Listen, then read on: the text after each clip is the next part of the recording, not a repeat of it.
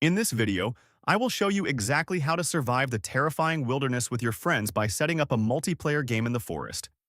First, launch the game and select the multiplayer option from the main menu.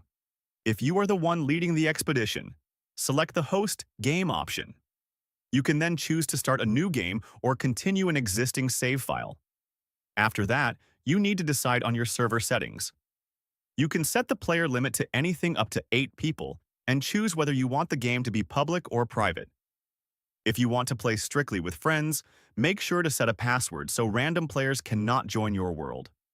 Once your settings are ready, just click Start to enter the lobby.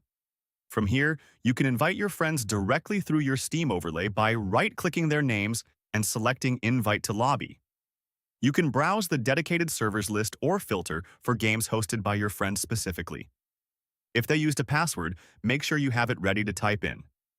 Once everyone is in the plane cabin together, the host just needs to click Start and you will begin the experience as a team. That is all there is to it.